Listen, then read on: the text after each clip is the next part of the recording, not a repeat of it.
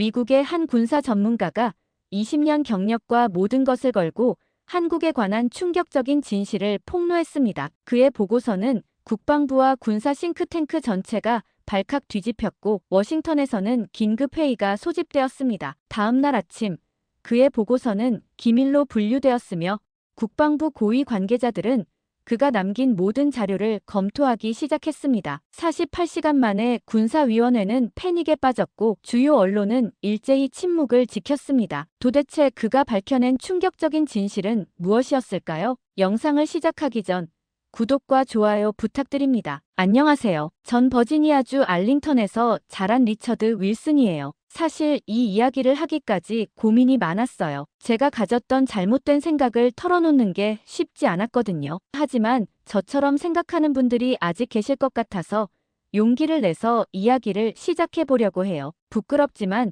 한국에 대해 제가 얼마나 잘못된 편견을 가지고 있었는지 솔직하게 말씀드리고 싶어요. 어린 시절부터 저는 자연스럽게 한국에 대한 특별한 시각을 갖게 됐어요. 우리 집 거실 벽에는 아버지의 군 생활 사진들이 가득했거든요. 그 중에서도 주한미군 시절 사진이 특히 많았죠. 푸른 군복을 입고 한국의 군사기지에서 위풍당당하게 서 계신 아버지의 모습. 그 사진들을 볼 때마다 어린 제 가슴은 자부심으로 가득 찼어요. 우리 아버지는 한국을 지켜주는 영웅이다. 그런 생각이 자연스럽게 제 마음속에 자리 잡게 된 거죠. 매일 저녁 식사 시간이 되면 아버지는 늘 한국 이야기를 해주셨어요. 창밖으로 노을이 지는 시간, 식탁에 둘러앉은 우리 가족에게 아버지의 이야기는 마치 영화 한 편을 보는 것 같았죠. 한국은 전쟁으로 완전히 망가졌었어. 그런데 미국 덕분에 다시 일어설 수 있었지. 우리가 없었다면 지금쯤 북한처럼 됐을 거야. 아버지가 이런 말씀을 하실 때마다 전 괜히 어깨가 으쓱해지면서 아버지가 더욱 자랑스러웠어요. 그렇게 자라다 보니까 자연스럽게 한국은 미국의 보호가 필요한 나라라는 생각이 제 머릿속에 박혔던 것 같아요. 마치 영화에서 보는 것처럼 강한 미국이 약한 한국을 지켜주고 있다고 믿었던 거죠. 그러다 고등학교 때 제 한국에 대한 생각이 더욱 굳어지는 결정적인 계기가 찾아왔습니다. 보통 수업 시간에 보는 영상은 지루하기 마련이었지만 이날만큼은 달랐어요. 경제학 시간 1997년 IMF 외환위기를 다룬 다큐멘터리가 재생되면서 교실 분위기가 조용해지고 모두 화면에 집중하기 시작했어요. 어두컴컴한 교실에서 프로젝터 화면을 통해 본 그 장면들이 아직도 선명하게 기억나네요. 한국의 증권거래소 앞에서 울부짖는 사람들, IMF 구제금융을 받아들일 수밖에 없다고 발표하는 한국 정부 관계자들의 굳은 표정, 그리고 거리에서 금 모으기 운동을 하는 시민들의 모습까지. 그 영상을 보면서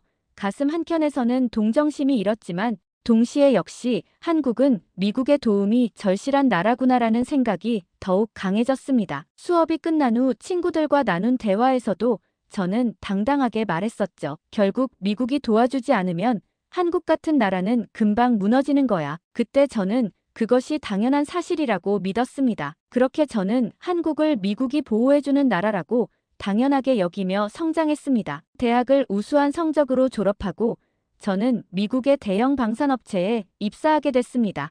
고층 빌딩의 현대적인 사무실, 깔끔하게 정리된 책상 위에는 각국과 진행 중인 무기 거래 서류들이 쌓여 있었죠. 제 업무는 해외 무기 판매를 담당하는 것이었고 한국도 주요 고객국 중 하나였습니다. 저는 한국이 지속적으로 미국 무기를 구매하는 계약서들을 검토했어요. 그럴 때마다 역시 군사적으로도 경제적으로도 한국은 미국 없이는 안 되는 나라라고 더욱 확신하게 됐습니다. 매일 아침 컴퓨터 화면에 띄워진 한국과의 거래 내역을 보며 저는 은근한 우월감을 느꼈었죠. 우리가 있어 다행이지. 우리가 없었다면 한국은 어떻게 됐을까?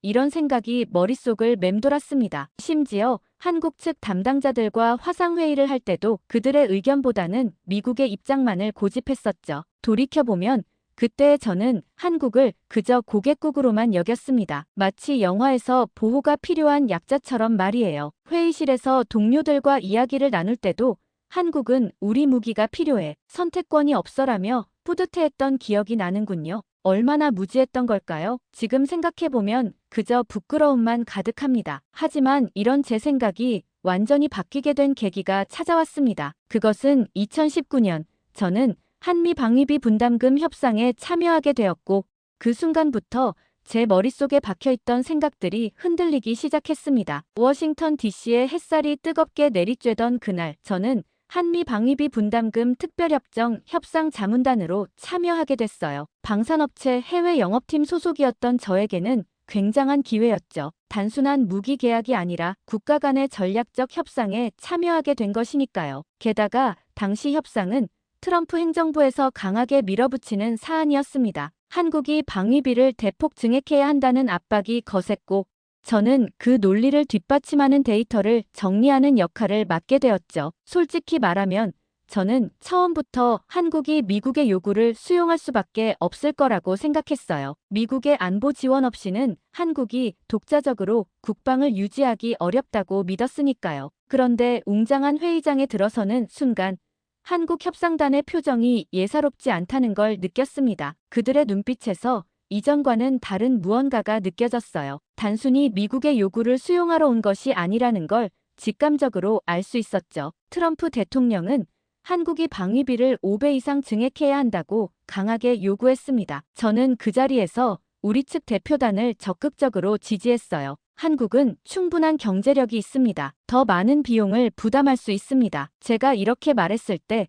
한국 측 협상단의 얼굴이 굳어지는 걸 볼 수 있었죠. 그런데 뜻밖의 일이 벌어졌습니다. 한국 대표단의 수석 대표가 차분하지만 단호한 목소리로 말했어요. 우리는 이미 충분한 방위비를 내고 있습니다. GDP 대비 방위비 지출은 나토 국가들보다도 높은 수준입니다. 순간 회의장이 조용해졌습니다. 이어서 그가 한 말은 더 충격적이었어요. 한미동맹이 일방적인 관계가 되어선 안 됩니다. 우리는 동등한 파트너로서 서로를 존중해야 합니다. 저는 그 말을 듣는 순간 속으로 어이가 없었죠. 동등한 파트너라고 말도 안 되는 소리. 협상은 날이 갈수록 난항을 겪었습니다. 매일 밤 호텔로 돌아와 창밖을 바라보며 저는 분노를 감출 수 없었어요. 도대체 저들이 뭐라고 저렇게 큰 소리를 치는 걸까? 결국 미국이 없으면 안 되는 나라면서 심지어 저는 동료들과 이야기하면서 이렇게까지 말했습니다. 주한미군이 철수하면 북한과 중국에 바로 무너질 텐데 말이야. 그러던 어느 날 협상장 한쪽에 마련된 전시관에서 특별한 브리핑이 있었습니다. 한국이 자체 개발한 무기 체계들을 소개하는 자리였죠. KF-21 보람의 전투기, K9 자주포, K2 전차 등이 스크린에 차례로 등장했습니다. 브리핑을 듣는 내내 저는 코웃음을 치고 있었어요. 결국 미국 기술을 가져다 쓴 것뿐이잖아. 특히 KF-21 전투기를 보면서는 속으로 더 비웃었죠. 우리 F-35를 따라 하려는 건가? 미국산 무기보다 뛰어날 리 없는데. 더욱 놀라운 건 그들이 이 무기들을 다른 나라에 수출하고 있다는 소식이었습니다. 폴란드, 사우디아라비아 등 여러 나라와 계약을 맺었다는 거예요. 저는 그 소식을 듣자마자 옆 동료에게 말했습니다. 걱정할 것 없어. 결국 서방 국가들은 미국 무기를 사게 되어 있어. 한국산 무기 따위가 세계 시장에서 미국 무기와 경쟁할 수 있겠어. 그렇게 몇 주간의 협상이 이어졌고 매 순간 저의 한국에 대한 시각은 더욱 부정적으로 변해갔습니다. 회의실에서 마주치는 한국 협상단의 눈빛이 점점 더 거슬리게 느껴졌어요. 저렇게 고집을 부리다가는 결국 손해보는 것은 한국일 텐데. 특히 기억에 남는 건 한 젊은 한국 협상단원과 나눈 대화였습니다. 커피 브레이크 시간에 그가 저에게 다가와 이렇게 말하더군요. 윌슨 씨, 세상이 많이 변했습니다. 이제는 진정한 동반자 관계를 이야기할 때예요. 하지만 그때는 몰랐습니다. 제가 얼마나 큰 실수를 하고 있었는지를요. 결국 바이든 행정부가 출범하고 한미 방위비 협상이 13.9% 인상안으로 타결됐다는 소식이 들려왔습니다. 그때만 해도 저는 역시 한국은 우리의 요구를 거절할 수 없었던 거야 라고 생각했죠. 그런데 이때부터인가 점점 의문점이 생기더라고요. 사무실에서 메일을 확인하던 중 충격적인 뉴스를 접하게 됐거든요. 폴란드가 미국산 M1 에이브럼스 전차 대신 한국산 K2 전차를 대량 구매하기로 결정했다는 내용이었습니다. 그런데 이게 끝이 아니었습니다. 곧이어 사우디아라비아와 UAE가 미국산 장비 대신 한국의 K나 인자주포를 선택했다는 소식이 들려왔어요. 심지어 유럽의 여러 국가들이 한국의 FA-50 경공격기 도입을 검토한다는 이야기까지 나왔죠. 회사 복도를 지나가던 선임이 제게 말을 걸었습니다. 우리가 뭔가를 놓치고 있는 것 같아. 도대체 한국 무기의 어떤 점이 저들을 끌어들이는 걸까? 저는 그제서야 깨달았어요. 제가 직접 확인하지 않으면 안 되겠다는 걸요. 그렇게 해서 한국행 출장을 결정하게 됐습니다. 솔직히 말씀드리면 한국에 올 때만 해도 제 마음가짐은 좀 다른 데 있었어요. 설마 미국 무기보다 뛰어날 리 없지. 분명 어딘가 허점이 있을 거야. 그걸 찾아내는 게 제 임무라고 생각했죠. 하지만 한국에 도착한 첫날 제 태도는 여전히 오만함 그 자체였어요. 인천공항에서 차로 이동하는 내내 저는 이번 출장이 그저 형식적인 절차일 뿐이라 생각했죠. 시험 비행센터라고 쓰인 게이트를 지나면서도 그다지 긴장되지 않았어요. KF-21 프로젝트 책임자가 열정적으로 설명할 때도 전 그저 형식적인 미소만 지어 보였죠. 자체 개발한 A사 레이더와 전자전 시스템을 탑재했습니다. 특히 주목하실 부분은 그의 설명을 들으며 전속으로 또 어이가 없었죠. 우리 F-35의 성능을 뛰어넘는다는 게 말이 된다고 생각하진 않았거든요. 하지만 그날 오후 3시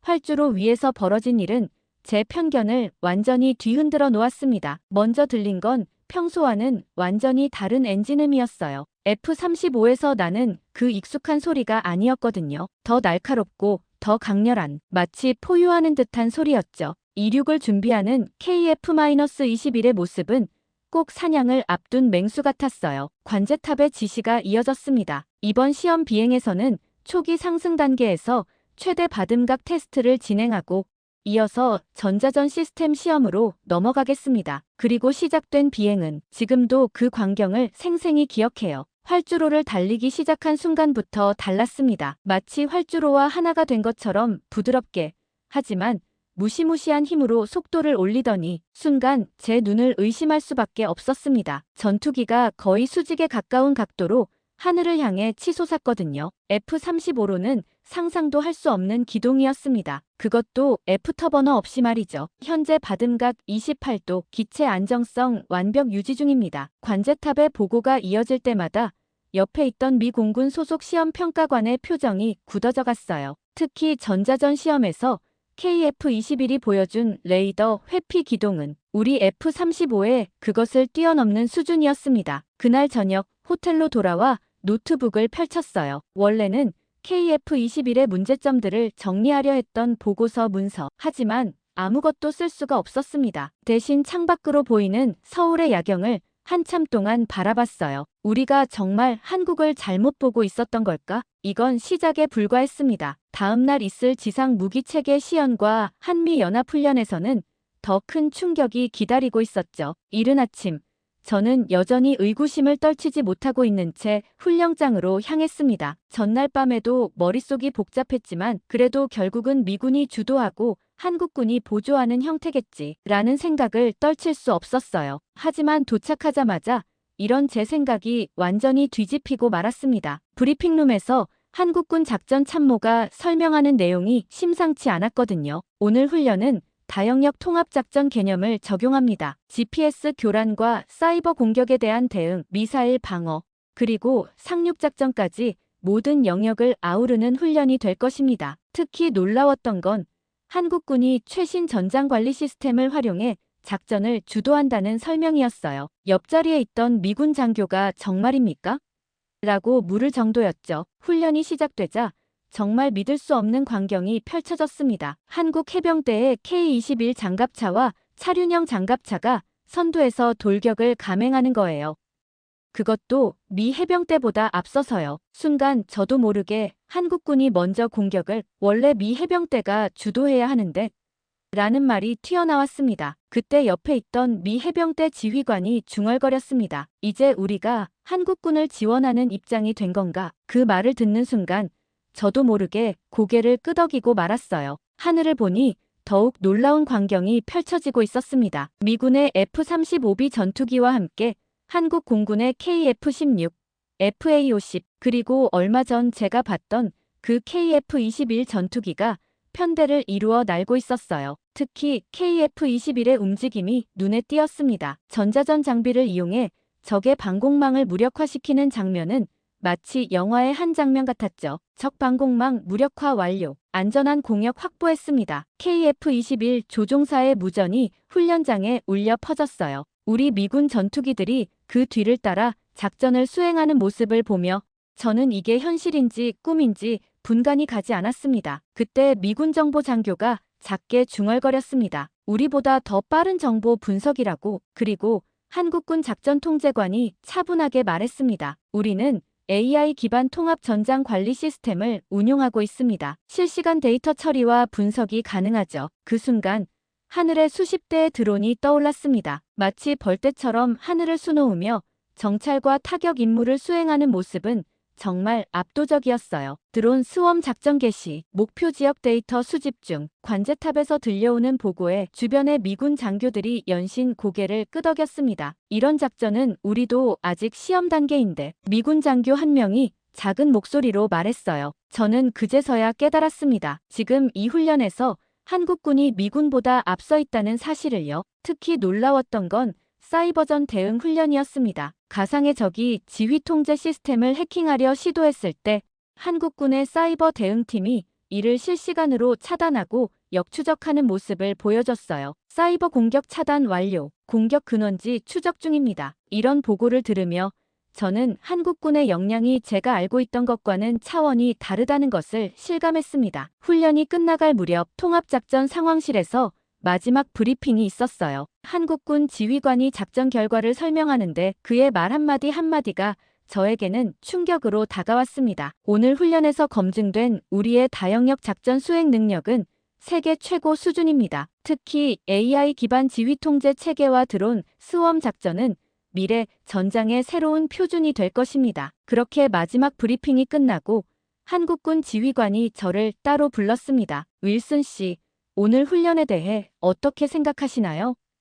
솔직히 뭐라고 대답해야 할지 몰랐어요. 제가 지금까지 봐왔던 한국군의 모습과는 너무나도 달랐으니까요. 잠시 생각을 정리하고 있을 때 지휘관이 이어서 말을 했습니다. 사실 우리가 보여드린 건 빙산의 일각입니다. 현재 개발 중인 더 진보된 시스템들이 있죠. 그러면서 그는 제게 한 폴더를 건넸어요. 거기에는 한국군의 미래 전력 발전 계획이 담겨 있었습니다. 양자 컴퓨팅을 활용한 암호체계, 극초 음속 무기 개발 계획, 우주 기반 감시 정찰 시스템까지 이 모든 것이 이미 진행 중이라는 설명을 들으며 저는 그제서야 제가 얼마나 한국을 모르고 있었는지 깨달았습니다. 그날 저녁 서울로 돌아오는 차 안에서 저는 깊은 생각에 잠겼습니다. 불과 며칠 전까지만 해도 저는 한국을 도움이 필요한 나라로만 생각했었죠. 그런데 이제는 전혀 다른 현실을 마주하게 된 겁니다. 이런 생각을 하고 있을 때 휴대폰으로 메시지가 왔습니다. 방산업체 관계자의 메시지였어요.